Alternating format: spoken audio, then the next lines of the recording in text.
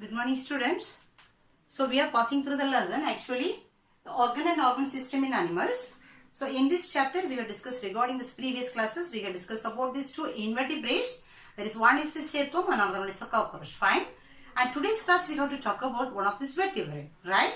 And that is the frog, and its scientific name is Rana hexadactyla, right? So first we can look into this classification of this frog first. Okay. So let us see. So since it is one of the vertebrate, it belongs to the phylum Chordata, right? And class amphibians, and order is Aruna, and its genus is Rana, and the species is Hexadactyla. Okay. And so this Aruna, actually they said overall amphibian consists of 4,500 species. This amphibian consists of 4,500 species. Among this, 3,900 species belongs to this group, or we can say order Aruna. So the lot of species belongs to this order Aruna. Have you got? And which includes these frogs. So this frogs and toads includes this order Aruna. So today's class we have to elaborately talk about this, morphological as well as this anatomical feature of this, frog, and its scientific name is of course Rana and Hexadactyla. Understand? Okay. So its habitats, a frog, it's used to live inside this, freshwater regions, and especially we can see, ponds and the streams and lakes and wetlands and so on, right? And its food habit, we can say it used to eat this insects and the small fishes and the worms and this, snails. So those things it eats food. Its food it used to eat, right? Okay, and it's one of this poikilothermic animal. Do you remember what is poikilothermic?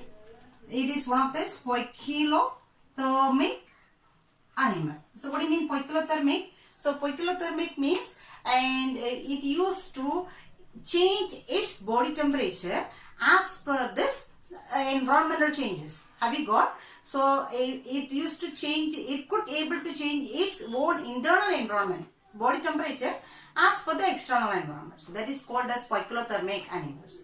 Have you got? Okay. So this is some general features we said about this, frog. And first we can go for this morphological features. Morphology means, what do you mean morphology? The external feature of this, animal is called morphology, right? So first let us look into this morphology.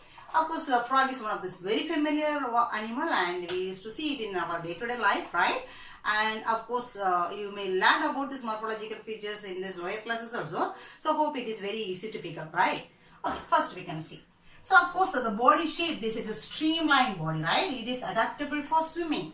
So it is a streamlined body. The body shape is streamlined, and its color of this body is a dark greenish in color. So the dorsal view, we could say it's a dark greenish in color, and the ventral view is pale color, pale green. So dorsal side is dark green and the ventral side is pale green, right? Okay, and the skin, the body is fully covered with the skin. Of course, we know the skin is very smooth and soft, right? And moist and very slim. So such a very slim, moist skin is covering throughout the body, right? Okay, and we can come to the body part. So the body part is divided into two regions, okay? So overall, we can divide it into two regions. The first one is this head region, and the second region is the trunk region. Head and trunk region. Okay.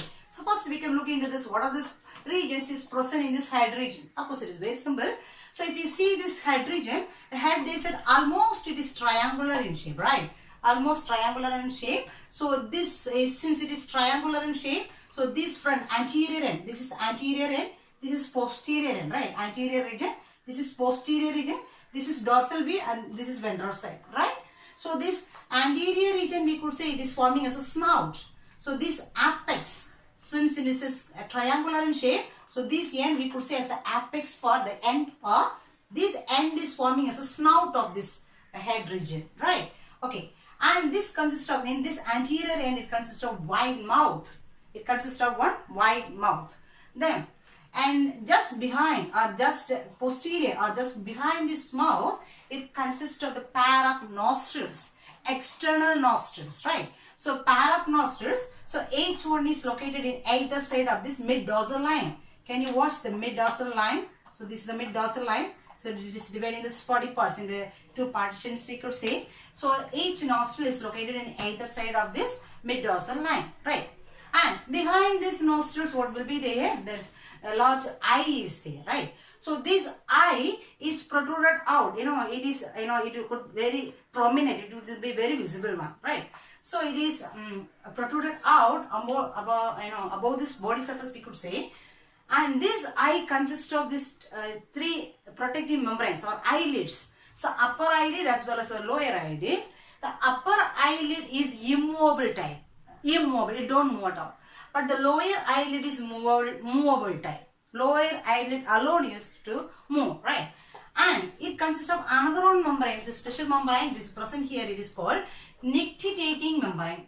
Nictitating membrane, right? So this nictitating membrane, thus a purpose is when this animal is inside this water, this nictitating membrane is protecting this.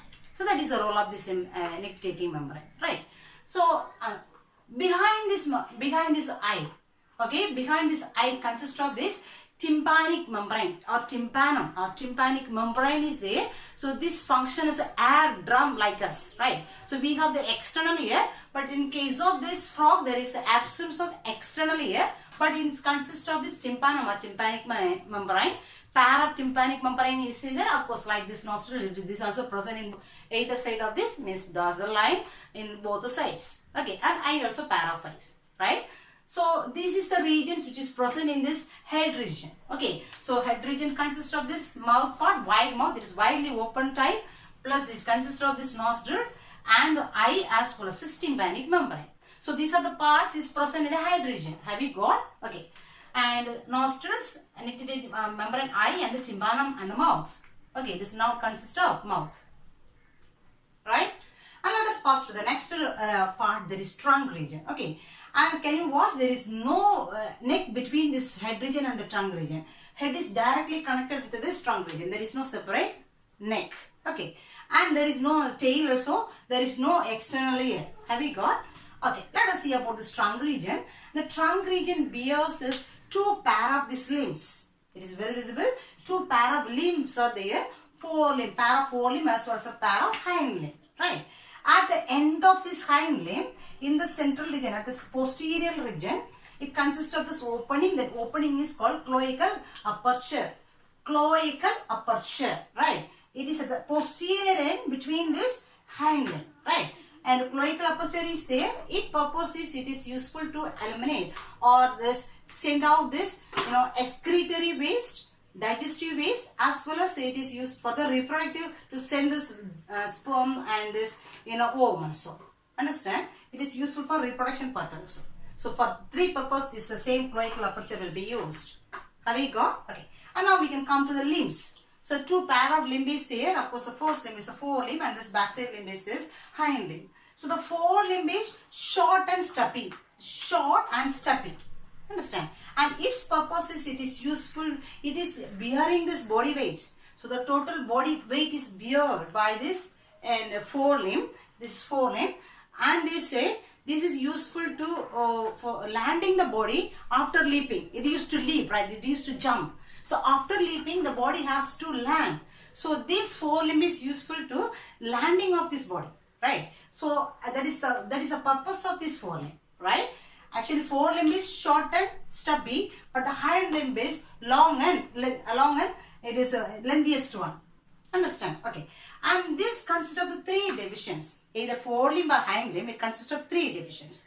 The division is, it is upper arm. First one is upper arm. And the second division is forearm. And the hand.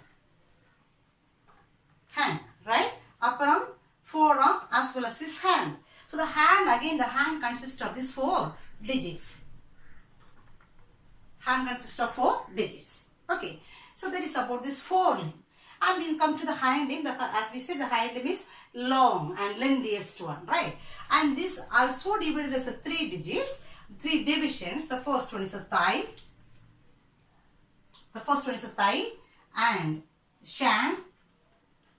Second division is the shank and the third division is the foot. Okay. So thigh, shank as well as the foot. So this foot consists of again 5 digits. Here 4 digits, but here 5 digits along with the web. So there is no web here, but here can you watch here the web, each digit is connected with each other with the help of this web. This is called web. Sorry, I marked here. So this is web, right? So it consists of the 5 digits. Along with it, they say one more spot is there connected along with this one. That is considered as the 6th toe. So this is the toe. So this is we can call as a toe, right? 5 toe is webbed toe is there, and one additional spot also there. That is considered as the 6th toe. Understand? So overall, overall 6 plus 4 5. 6 plus 4 10 digit is there. Okay. So that's all about this morphological features. So the body is divided into 2 regions, head and trunk. So head region we said what are the parts in the head region and what are the regions in this trunk region. Okay, then let us move to this anatomical part of this Rana Hexadactyla. Fine. So let us go for this anatomical part. So in that the first one is this digestive system. Fine. Okay. So in the digestive system consists of this long alimentary canal, right? So since it begins from this mouth and it ends with this cloacal aperture. So the alimentary canal begins with this mouth and it ends with this cloacal aperture. So on the way we could say, so mouth will open into this buccal cavity, and the buccal cavity leads to this pharynx region. Pharynx leads to this short tube that is known as esophagus. Esophagus leads to stomach, and the stomach leads to the intestine. So intestine is a long intestine and it is divided into 2 regions. One is this duodenum, and the beginning part of this intestine is known as duodenum, and the rest of this region is known as ileum. So there is 2 regions of this intestine. Okay. So the intestine ends with this rectum, and the rectum opens as this cloacal aperture. Okay. And along with that it consists of this glands also. So this gland is helping for this digestion of this food. So the 2 glands is associated with this digestive system, that is known as the liver as well as the pancreas. Okay. So now this is this regions which is present in this digestive system, and let us go for this how it begins. Okay. So listen. So the digestive system or the alimentary canal begins with the mouth. So already we said it's considered the large mouth and it's wide, it could open widely, right? And it consists of this upper jaw as well as the lower jaw, right? And upper jaw consists of this small pointed teeth. Upper jaw alone consists of the small pointed teeth. That teeth is known as maxillary teeth. The teeth is known as maxillary teeth. Okay. In addition, there is no teeth in this lower jaw. So it is devoid of teeth, they said. There is no teeth in this lower jaw. And maxillary teeth is present in the upper jaw. In addition, this is a group of vomerine teeth. That is known as vomerine teeth. This is present in either side of these nostrils. Understand? Either side of these nostrils. There is an additional teeth present in, but I have marked here. It is present in this either side of this nostrils. It is present in either side of this nostrils. Understand? Okay. Then, so and then we can come. So mouth is widely openable type, and the mouth leads to the buccal cavity, right? And the buccal cavity consists of the floor of this buccal cavity consists of long and muscular sticky tongue. Long and muscular and the sticky tongue. And this tongue is sticky in nature because it could easily, when it captures this insect, it is easily stick on this tongue. That's why this is the sticky tongue and the long tongue. Easily it could widely spread this tongue, right? And the sticky tongue, and this tongue is, attached in the front, and back it is free. The front region it is attached in the floor of this buccal cavity, but the back end is free. Understand? Okay. So when it sides any insects or any its food, it used to flick out its tongue outside. Since it is very sticky, easily this insect, anything, it may attach on this tongue, so it will be thrown into the mouth and the mouth will be closed. Understand? This is the way it is to capture this prey or food, right? And it has taken the food into the mouth, right? Then with the help of this teeth it will be grinded. Then it is passing through the pharynx region. It is coming to this next short tube that is known as esophagus. Esophagus is passing the food to the stomach region. Okay. So in the stomach they said, so the stomach region, the stomach is secreting this hydrochloric acid,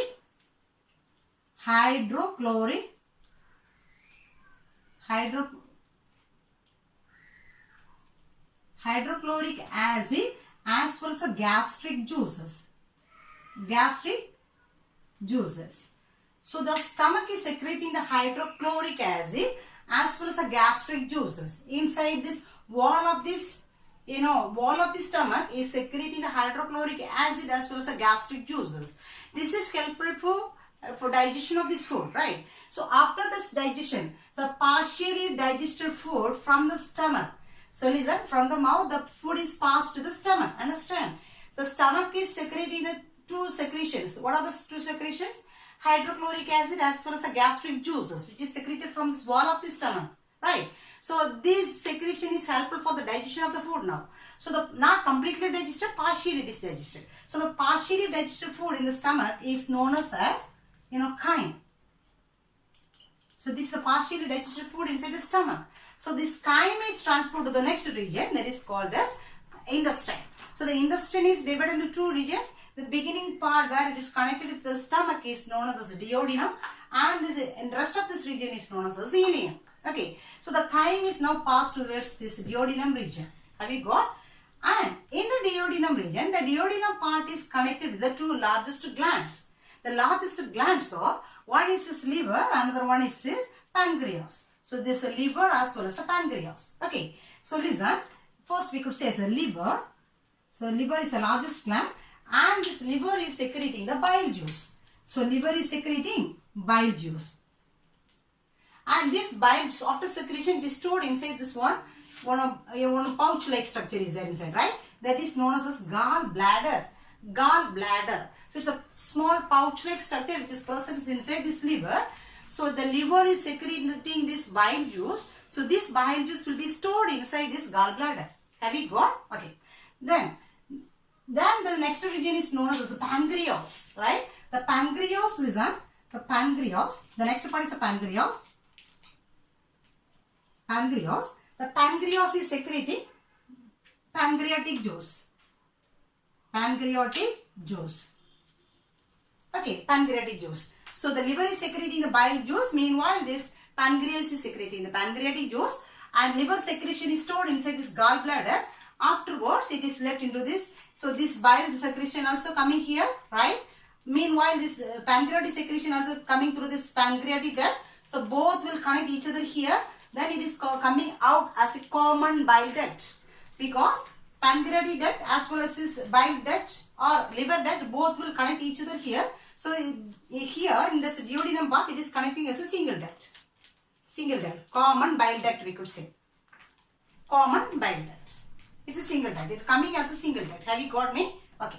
Then after coming here, they said already who is there? Chyme is there. Partially digested food. Chyme is there in this intestine, right?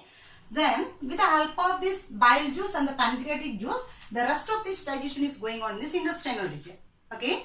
Then they say this bile juice is useful for the digestion of this fat emulsification. Fat emulsification means fat is actually, this is a complex molecule. Fat is a complex molecule. So this will be emulsified. That process is known as emulsification, which means the complex molecule of the fat will be converted as the simplest molecules. That it will be converted, or it will be diverted as the smallest pieces or smallest molecules. That process is known as emulsification, right? So that is done with the help of this bile juice. So the bile juice is going for this fat emulsification. Okay. And pancreatic juice is digesting this carbohydrate, protein. So carbohydrate, protein and the lipid. Carbohydrate, protein and the lipid. So these things will be digested with the help of this pancreatic juice, right? So the final digestion is going on in this intestinal region. After digestion, it will be converted as this glucose and this amino acids and this fatty acid and so on, right? So this will be converted in its own simplest molecules. Okay. Then the finally digested or the simplest molecule will be absorbed in this intestinal region. So the intestinal region consists of this small minute finger-like projections that is known as villi. So that is known as villi. So this villi will absorb this digested nutrients, and it will pass it to over this, it will send it to the circulation. It has to transfer throughout the body, right? So it will pass it to the circulation. So the undigested or the waste materials will come to the rectum region, right? And from the rectum it will reach to the cloacal aperture. Through the cloacal aperture, this digested waste will be eliminated. Have you got? So that's all about this digestive system of this frog. Understand? So listen. So it starts from the mouth and the cloacal aperture. On the way it consists of the two major glands, that is the liver and pancreas. Liver is secreting the bile juice, meanwhile the pancreas is secreting the pancreatic juice, right? And liver bile juice is useful for this fat emulsification. Largest fat molecules will be converted into simplest molecules. Meanwhile, this pancreatic juice is converting the carbohydrate, protein and the lipid in its own simplest molecules. After digestion, it will be absorbed by this villi, undigested waste or this waste digested materials will be coming out through this cloacal aperture. Okay, so that's all about this digestive system. Fine. So let us talk about the next system. It is this respiratory system. Okay, so there is here the respiratory system is, since the frog is one of the amphibians, it used to living inside this water as well as on the land. That's why it is using the various organs for its respiratory process. Okay, so let us see one by one. So the first one they said is for gills. The respiratory organ is gills. Suppose we know, and the frog says larval stage is tadpole larva. The tadpole larva, it used to live completely inside this water. That's why during the stage it used to get these gills like a fishes, and it used to breathe with the help of these gills when it is in the aquatic region, and especially it is during this larval stage. Have you got? Okay. And the second one is this, cutaneous respiration. Cutaneous respiration. So cutaneous respiration means with the help of this skin. So the respiration takes place with the help of the skin. That is known as cutaneous respiration. So skin also one of the respiratory organ for these amphibians.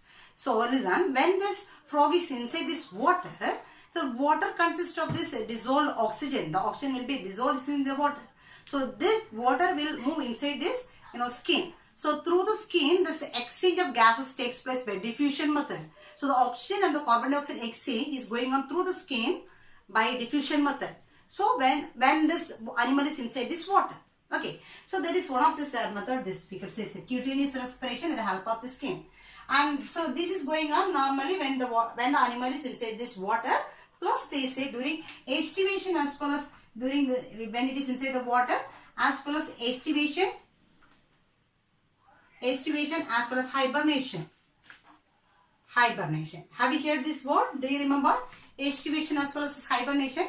Estivation is this summer sleep and hibernation is this winter sleep. So during extreme climatic conditions, for example, too cold or too hot, that is we can say this, in these times it used to take rest. It don't do any function, it is under the rest. So that is known as estivation as well as a hibernation. So estivation is a summer sleep and the hibernation is a winter sleep. So by the time it has to use its skin for its respiration. So that is known as cutaneous respiration. That is the second method of respiration. Okay. And the third method of respiration is buccal respiration. So buccal respiration is of course with the help of this buccal cavity it used to respire. And when it is on the land, when the animal is on the land, it will use its buccal cavity for respiration. So when it is on the land, they say, the mouth part will be completely closed. So the nostrils will be open, right? So listen, so when the nostrils will be open, so this part we could say, this is a buccal region, right? So here this buccal region, this part will open the pharynx next we say. So the space between this pharynx and the buccal region, this we could say as buccopharyngeal region. Buccopharyngeal region. Okay, so in this part there is a gap, there is a space, cavity will be there. So when the mouth is closed, behind this mouth, this nostrils will be there, right? So the nostrils will be there, and they said behind the nostrils will be there, and when this mouth is closed, the air is moving through these nostrils. So it will reach the buccal cavity. So how it will reach to the buccal cavity, the sense is on. So when the body is at rest, when it is on the land, this buccal cavity will move up and down or rise and lower alternatively, right? So listen, when it lower and the space will increase. So the air is drawn into the cavity through the nostrils, right? And when it rise, the space will reduce. So the air will come out through this nostrils. So by this is going on alternatively. It will rise and lower. So by this process, the respiration is going on. That is known as a speckle respiration. This is going on when this animal is on the land. Understand? And the third method we could say, and the fourth method we could say as pulmonary respiration. Pulmonary respiration. Pulmonary respiration. Of course, we know this respiration is going on with the help of these lungs. With the help of these lungs. And the lungs also, they say that the lungs consist of this, bronchi, and the bronchi will divide. The bronchial tube will divide. Okay, the bronchial tube will divide, and it is enclosed with this pinkish elongated lungs. Okay, and fully it is filled with this alveoli. This is actually, the structure is not given, even though the simple structure we could draw. It is filled with this alveoli. It's not like a human lungs. Human lung consists of trachea, bronchi, bronchioles. Okay, and the divisions will be there. Then it is filled with this air sacs, that is known as alveoli. But not like this. Here is a bronchi division will be there. And finally, it is enclosed with this lungs. So elongated pink color, this two pair of lungs will be there in this upper thoracic region, right?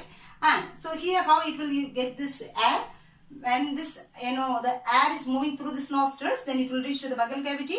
From the buccal cavity, it has been sent to this, lungs region. Okay, so through this it is to respire. That is known as, pulmonary respiration. So there is a four method of respiratory method is going on in this frog, since it is living inside this water as well as on land. Understand? So let us go for the next system. It is this blood vascular system. So blood and vascular system. So here, for frog already we have said it is a closed type of this circulatory system is said. So since it is a closed type, it's a closed type circulatory system. Closed type. So what do you mean closed type? So this blood is moving inside the blood vessels. Those type is called as a closed type. So here we could say it consists of the heart, and it consists of this blood vessels, and it consists of the blood. So those type of circulation we used to see, it's this closed type of circulatory system. Understand? Okay.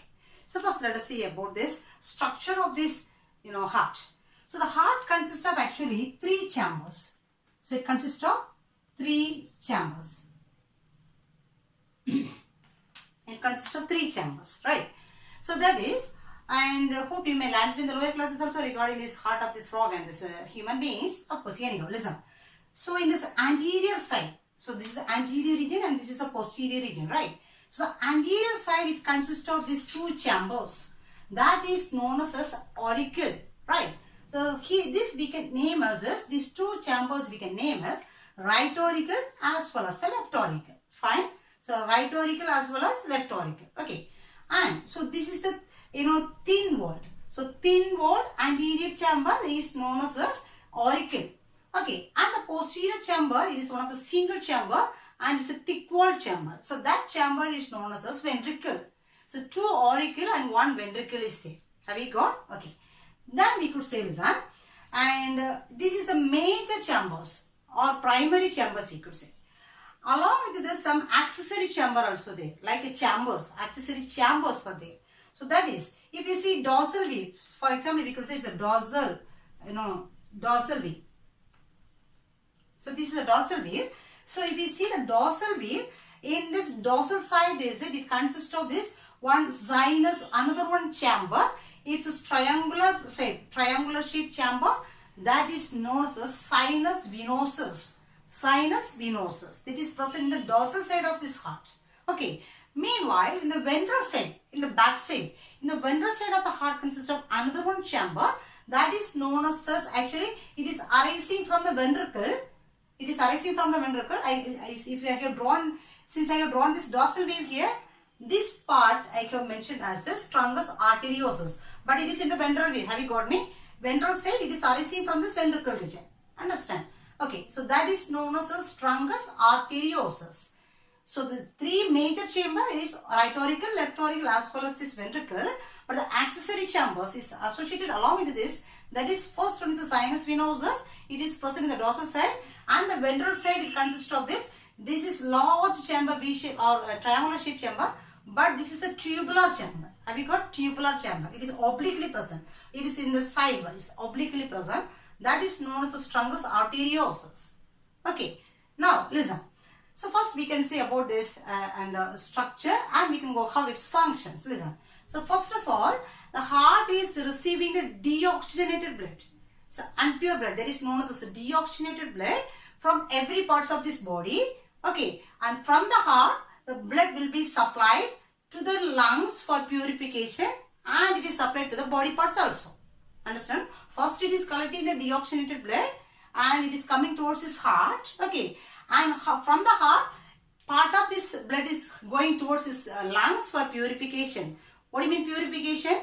So since it is this deoxygenated blood, it consists of the lot of carbon dioxide, right? So this carbon dioxide has to send to the lungs, and from the lungs it will receive this oxygenated blood. Understand?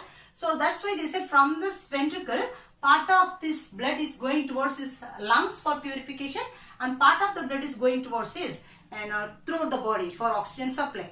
Okay. In human circulatory system, we consist of this the two auricle as well as the two ventricle. Right. Here in the ventricle, oxygenated blood and the deoxygenated blood do not mix together because there is a partition in the center. Understand? But here they say there is no partition. It is not separated each other.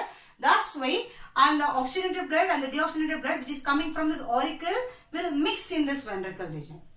So when we supply, it is not supplying the pure oxygenated blood. Actually, it will supply this mixer blood, oxygenated and this carbon dioxide, both will be there. Have you got? Okay. First we can listen. So first of all, it is receiving the blood. So first we can say how it is receiving the blood. So as we said, this is the largest chamber which is present in the dorsal side is known as the sinus venosus, right? So this sinus venosus is collecting this deoxygenated blood. So deoxygenated blood.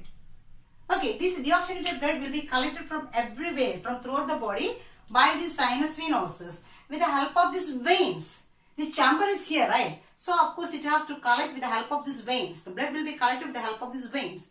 So the major veins which is connected with this chamber is known as two precaval vein. So 1, 2. So two precaval veins. So precaval veins are 2 as well as one postcaval vein. The postcaval vein is 1. So this vein is collecting this deoxygenated blood everywhere and it is bringing towards the sinus venosus.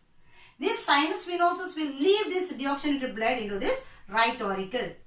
So from here, this right auricle receiving this deoxygenated blood. Are you following me? So this is collecting, sinus venosus is collecting the deoxygenated blood. After collecting, this is helping for collection. It is bringing from throughout the body, right? After collecting, it is leaving the blood into this right auricle. So right auricle is receiving this deoxygenated blood. Meanwhile, left auricle is receiving the oxygenated blood. How? Listen. So listen. So right auricle is receiving this deoxygenated blood right here. Then when the auricle contract, both the bloods will come here. From here also it will come, from here also it will come. Okay. Both the bloods will mix in this ventricle now, right?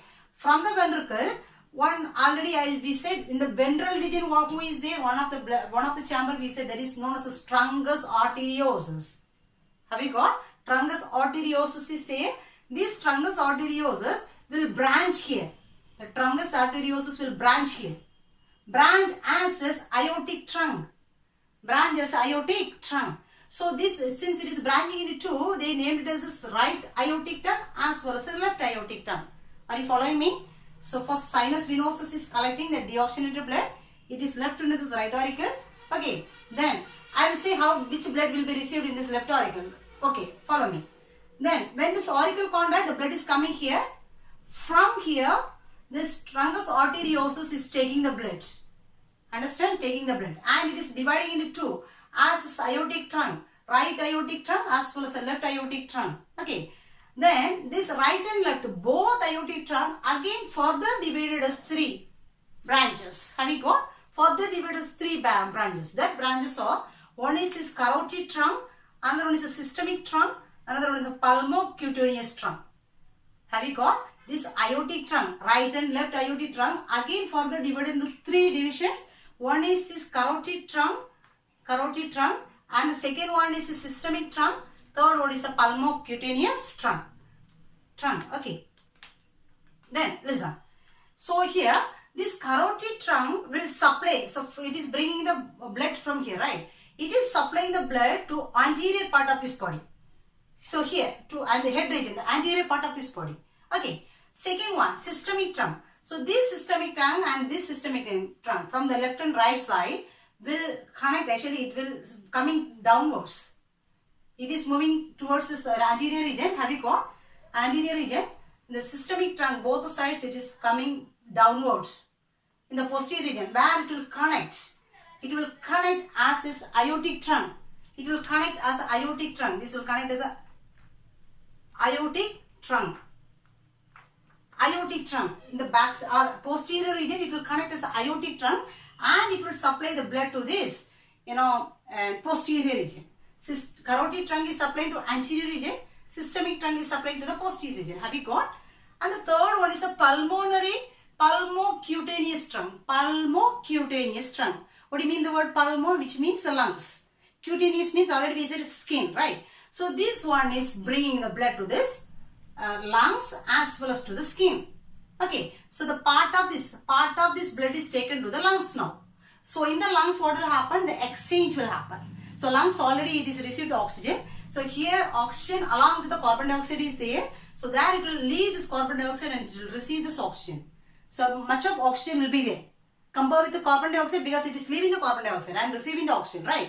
So this oxygen amount will be more than this carbon dioxide. So that blood will come towards this left auricle. Have you got me now? So that blood will come towards this left auricle now. Understand? So this vein is known as now pulmonary vein. Pulmonary vein. Do you understand?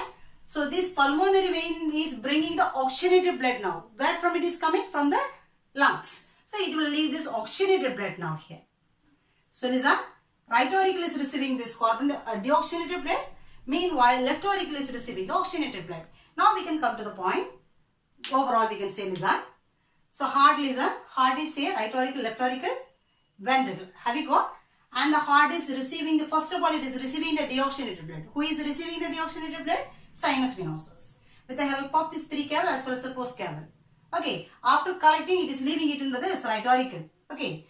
Meanwhile, this is received the blood from the pulmonary vein. Through the pulmonary vein, left auricle has received the oxygenated blood. Okay. So both is pumping now. When it pumps, both the blood is mixed here. So carbon dioxide blood as well as the oxygenated blood. Both blood will be mixed here now. Okay.